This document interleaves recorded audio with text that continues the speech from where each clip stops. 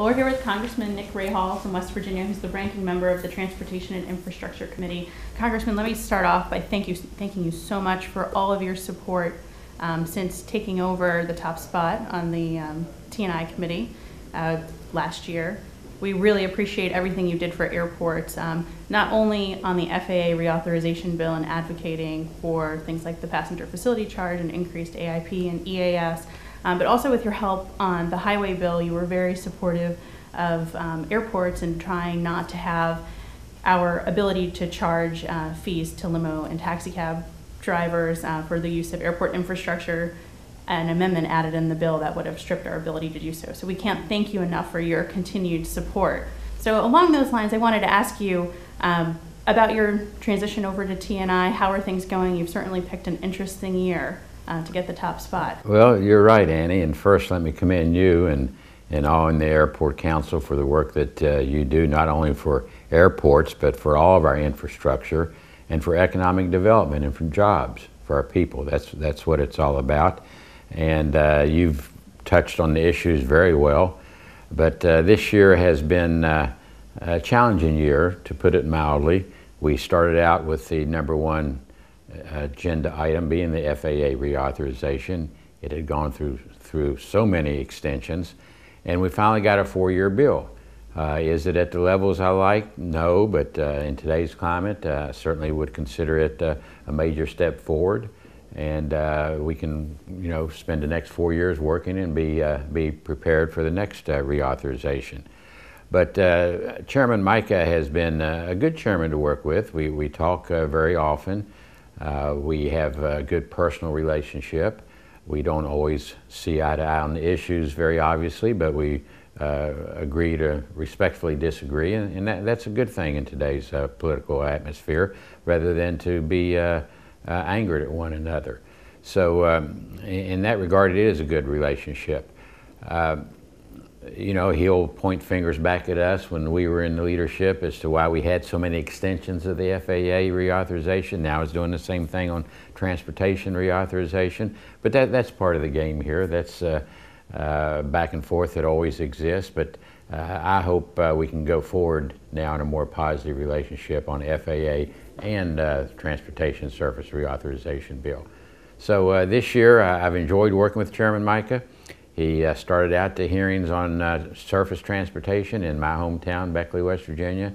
Had a wide range of hearings around the country as an effort, I believe, to help educate the 90 new members on the leadership side, majority leadership side this year, as to what infrastructure is about. And I think that's a good thing. There were good sessions. We heard people talk about what infrastructure means, what investment in infrastructure means as far as job creation. And that's important if we're going to change the attitude of the American people, that investment in infrastructure is not the same as just throwing money or spending money in a willy-nilly way.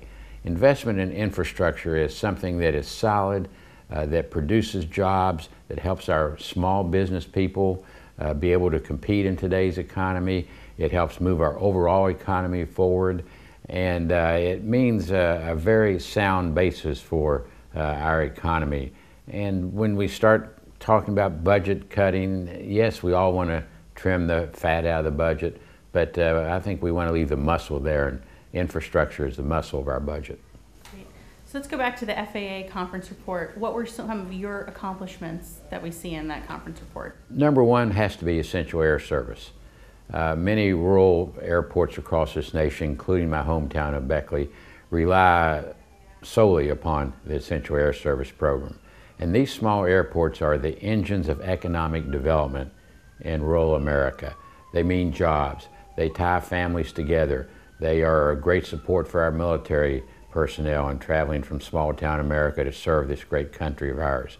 And they provide industrial parks for small businesses to have a home for their small airplanes, or to develop other types of businesses that draw jobs. So they're really the economic engines of small town America. And to maintain the level of funding that we did for Essential Air Service was a very important victory.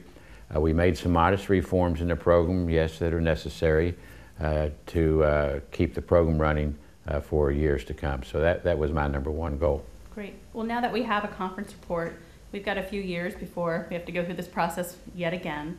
So what advice do you have for airports over these next few years? What should we be doing to make our case for the next reauthorization bill? Because as you know, we were quite disappointed that there's no passenger facility charge increase, and disappointed in the AIP funding dropping, the reauthorization amount dropping in the bill. So what can we be doing now to prepare for the future? We have time to prepare for the future, and I would suggest that you get involved with the appropriators, members of the Appropriations Committee, to urge that they continue to fund the AIP program, perhaps even if money can be found to increase the level of funding for the AIP program.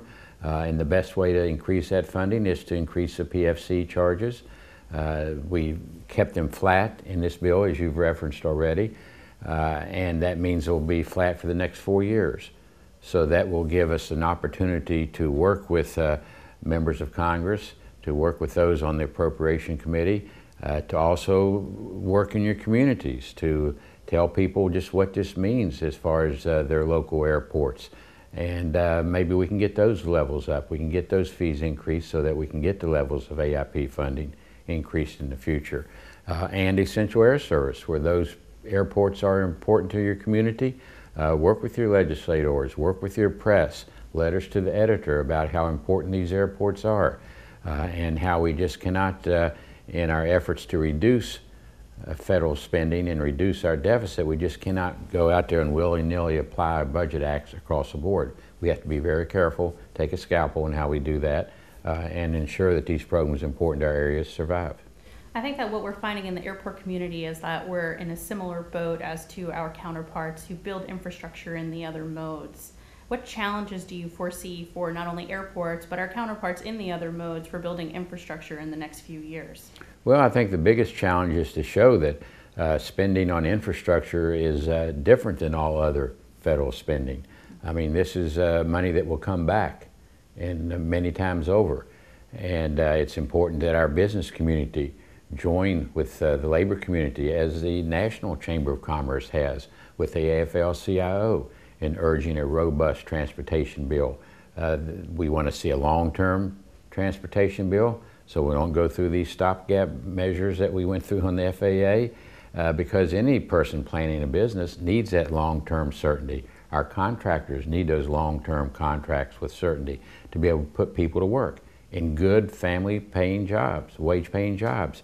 So this is an education effort, and you know, you have airports and you have roadways and runways, and all of it is together.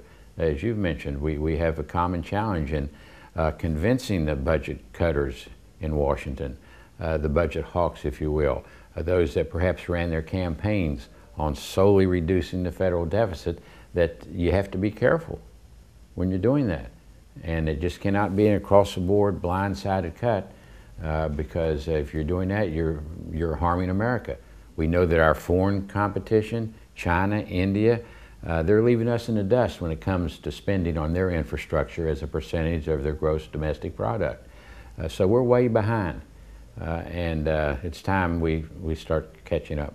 Great. And so now that we're already into March of 2012 and a very important election year, but what do you think's on the horizon for the committee this year?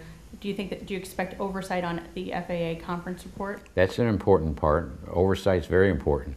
And we need to, as I say, lay the groundwork for that reauthorization in 4 years.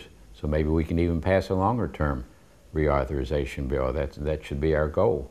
But right now on our agenda is the surface transportation bill. And once we get through that, I would hope we turn our attention to a WRDA bill, Water Resources and Development Act, that we've been many years without acting upon that. And again, that's infrastructure. Our waterways and our Corps of Engineer projects, and those who really build the heart of America, that's part of our infrastructure as well. Well, thank you very much, Ranking Member Rahall. Okay, we really appreciate all of your continued support and look right. forward to working with you in the next Same here. in the rest of this year and in the future. Same here. Thank Again, you thank you for the work you all do. Thank you.